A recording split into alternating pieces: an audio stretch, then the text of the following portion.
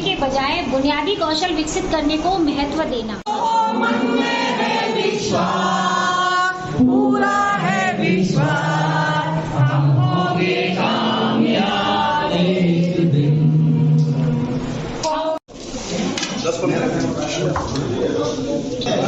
देखिए, दो प्रकार के वातावरण अभी एक वीडियो में मैंने देखा था।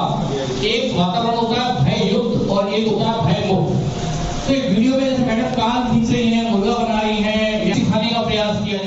जब समूह में होंगे उनके अंदर नेतृत्व करने की भी क्षमता का बहुत अच्छे से इस संदेश को आप तक पहुंचा दिया। चलिए साथियों, हमने पढ़ा था भाषा शिक्षण की संतुलित पद्धति।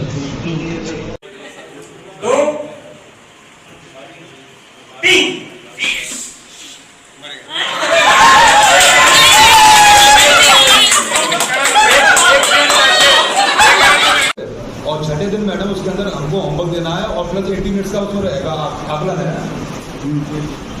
इसमें आकलन ये रहेगा कि अगर बच्चों का लेस देन 50% काटा जाता है उनके अंदर आकलन के अंदर आता है तो वो एक कैटेगरी में रखे जाएंगे और मोर देन 50% आता है तो इक्वल करने के बाद 2-4 घंटे वोटों के बाद अब इन जो आधारशिला नियम संदर्भ और साप्ताहिक किस तरीके से काम करना। चढ़ गई दीवार पर चढ़ गई, चूहे हैं वो बार बार चढ़ने का प्रयास कर रहे हैं लेकिन बार बार गिर जा रहे हैं। तो इस तरीके से हम इसे देखो का अपने बच्चों में मौखिक भाषा विकास के लिए प्रयोग करेंगे। पप्पी है वो भौंक रहा है बच्ची को देख करके, लेकिन एक दूसरा विचार आ गया कि बच्ची के पप्पी कुछ खाने के लिए मांग रहा है। ऐसा दोनों हाथ दोनों पैर उठाए हुए हैं और वो कुछ खाने की इच्छा। एक बच्ची है जिसका नाम रूबी है, वो जा रही है रास्ते में, उसे कुत्ता मिलता है जिसके पैर में चोट लगी है। वो पैर को बच्ची को बिल्ली को देख के उसको अपने घर ले आती है और मम्मी पापा से बोल के उसकी मल्लम पट्टी कर देती है।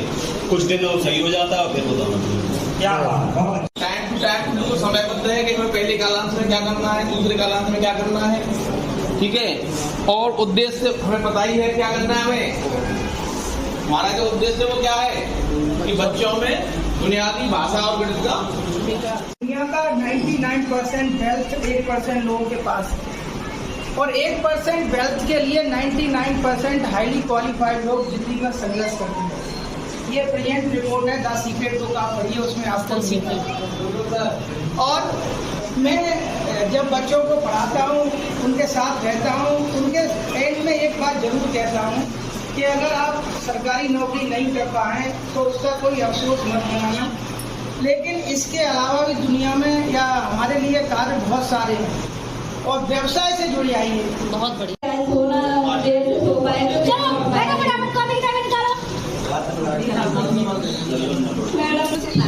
अच्छा, आप बताइए कल क्या बताया था? कल आप बताइए, आपने कल क्लास में क्या पढ़ा? कल मैंने हाथी राजा कहाँ चले कविता पढ़ी। क्या पढ़ा उसमें, क्या था, कब का याद है आपको? याद नहीं। चलिए मैडम नमस्ते। अरे क्या हुआ, बड़ी लेट आए हो? मैडम हमें कल बुखार आ गया था तो हम सवेरे देर में उठे थे। कोई बात नहीं, दवा ले ली? हाँ मैडम दवा तो ले ली। चलो ठीक है, बैठो कोई बात नहीं। मैडम हमारी बहुत अच्छी है। एक विद्यालय की 2 टीचर हैं और दोनों का इसमें सीधे समझ में आ रहा है कि हम बच्चे से भावनात्मक जुड़ाव किस तरह से। मम्मी की पड़ोसी से नानी के पीछे विवाह हो गया हो, सही बात है। टेंशन हो सकता है कि उसके कहीं शादी के मम्मा के पेड़ पे से अमरूद हो रहे हो कहीं दूंगा, ठीक है। सामाजिक उन स्थितियों का आकलन करना होता है बच्चे का और उन स्थितियों का आकलन के बाद निदान भी करना है हमें। अब तो मोटू राजा तो कुछ बोल नहीं पाए लेकिन पतलू कुत्ता बिल्ली के पीछे भागा। जब पतलू कुत्ता बिल्ली के पीछे भागा तो मोटू राजा पतलू कुत्ते के पीछे भागे। मोटू राजा कहाँ भागे? कुत्ते के पीछे और कुत्ता बिल्ली के नन्हे मुन्नों की तकदीर बदल देंगे।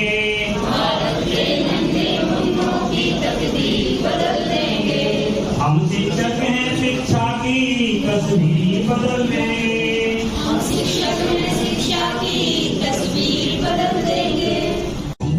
फिर मैं बच्चों से उसकी पहली गली पूछती हूँ, उसके बाद मैं वह शब्द बोर्ड पर लिखती हूँ और वर्ण पर गोला लगाती हूँ। मैं बच्चों को ऐसे 1-2 शब्द और देती हूँ। उसके बाद मैं बच्चों को दीवारों पर लगी प्रिंट सामग्री में वह वर्ण ढूंढने को कहती हूँ। फिर मैं बच्चों को हवा में वर्ण बनाकर दिखाती हूँ। खुद कर दिखाने के बाद मैं उन्हें भी हवा में वर्ण बनाने को कहती हूँ। इसी तरह मैं उन्हें वह वर्ण 9, 10, 11, 12 9, 10, 11, 12 चले चांदनी चौक पर 12 बच्चे को ध्वनि जागरूकता के बारे में ज्ञान कराना चाहते हैं तो सबसे पहले हम तुकान शब्दों के बारे में बच्चों को बताएंगे और उस पर हम टिप्पणी करेंगे। तो सबसे बेटर है कि हम बच्चों को सबसे पहले एक कहानी या कविता के आज नहीं भैया, ये तो मेरी पत्नी है, मेरी भारिया है, ये मेरे साथ आई है, मेरे साथ रह। कह रहे तू झूठ बोल रहा है, ये तो मेरी पत्नी है, मेरी भारिया हमेशा मेरे साथ रहती है। अब दोनों में विवाद हो गया और जब विवाद होता है तो फिर पंथी जाने के लिए आपको होता है चलता है। अब इल्लू बताओ, अपनी पत्नी को लिए जा, उल्लू को उल्लू मत कहना।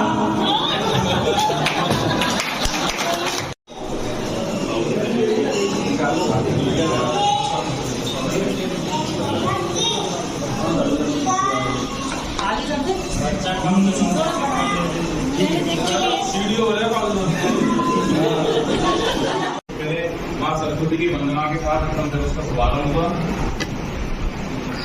डायरेक्टर सरदार मैडम और बाकी हमारे पंचायती करने वाले एहसासी थे, उनके बच्चों के साथ सबसे पहले जो पहला सत्र था परिचय सत्र, हमारे स्वास्थ्य एहसासी के द्वारा परिचय सत्र संचालित किया गया।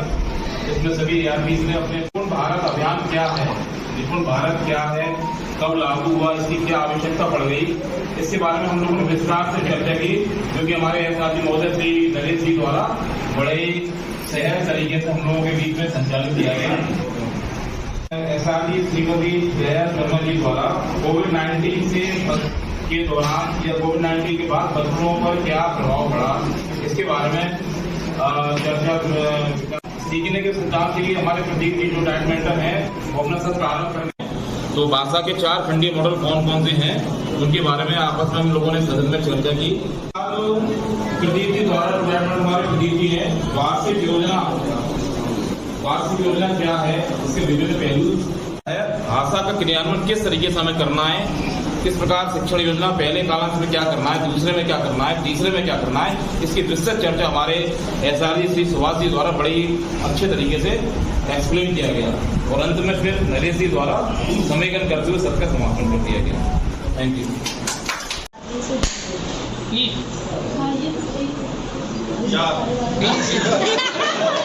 सुविधा की दृष्टि से अथवा अनजाने में भूलवश अपना दैनिक गणित शिक्षण अमूर्त चिन्हों के माध्यम से करते हैं, जो न केवल बच्चों के लिए कठिन और अरुचिकर है और फिर जमाते हैं। उनके इन खेलों से गणित सीखने की स्वास्थ्य और स्वच्छता। यदि बच्चा स्वस्थ होगा और स्वस्थ तभी होगा जब वो स्वच्छ होगा, उसका वातावरण स्वच्छ होगा और स्वस्थ होगा तो वो इन गतिविधियों में अपना काम कर पाएगा। यदि बच्चा स्वस्थ नहीं होगा, यहाँ पर कक्षा 2 में ये बच्चा तो कक्षा 2 में आ रहा है क्योंकि इसने कक्षा 1 की पढ़ाई नहीं की है, लेकिन यहाँ पर जो बच्चा 23-24 में आएगा वो 22-23 सत्र कक्षा 1 का पास करके आएगा, वो उसका रियल स्तर है। ये बच्चा जो है ये कक्षा 1-22 में पास करके 23-24 में पहुंचा है, तो ये रियल स्तर का बच्चा है। इसने कोविड से प्रभावित काल को फेस नहीं किया है, तो ये इसके वास्तविक है वो 70% से कम आ रही है। तो हमें भूतत्ता शिक्षण योजना पर दोबारा कार्य करना पड़ेगा, इसलिए इसमें 1 दिन एक्स्ट्रा दिया हुआ है।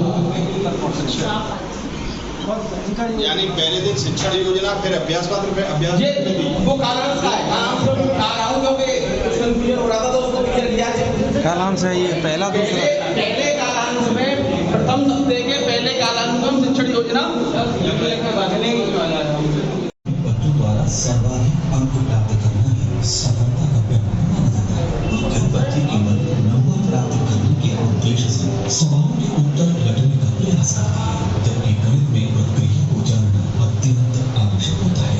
गणित विषय के प्रति परिवेश में व्याप्त नकारात्मक सोच के कारण बच्चों में गणित के प्रति रुचि नहीं होती। सोच का विकास है वस्तुओं के रखरखाव, प्रबंधन तथा अनुमान लगाना, निष्पक्ष प्रबंधन और निर्णय लेने जैसे गुण विकसित करने में लक्ष्यों को प्राप्त करने के लिए तो आंदोलन कैसे होना चाहिए। शिक्षण योजना के समय हम देख सकते हैं कि जो हम पढ़ा रहे हैं उसमें बच्चे जो कितना सीख रहे हैं। तो हमारा संजय बताए शिक्षण के समय आंदोलन की सबसे अच्छा है। चलिए समय हर पल करता रहता है और जब हम बच्चों से पूछते हैं तो शिक्षक अपने आप बता देता है कि ये बच्चा ये नहीं जानता, ये जानता है। ये आकलन से बच्चों में प्रतिस्पर्धा की बढ़ोतरी होती है। के माध्यम से शिक्षक बच्चों के प्रगति स्तर को पता करता है। स्तर के आधार पर रिमीडियल क्लास की व्यवस्था, एक परिवर्तन, चेंज, जिससे बच्चे बोर ना हो और बच्चों को हम जोड़ी में बिठा सकते हैं, हम समूह में बिठा सकते हैं। तो इस शिक्षा प्रबंधन में मुख्य घटक ये भी है कि लैंगिक भेदभाव ना हो हमारे छात्र छात्राओं के बीच में, और उन्हें सकारात्मक दिशा में लाने का कोशिश करेंगे जो आगे चल के राष्ट्र का निर्माण कर सकें। और उत्साह में वृद्धि होती है, प्रोत्साहन मिलता है।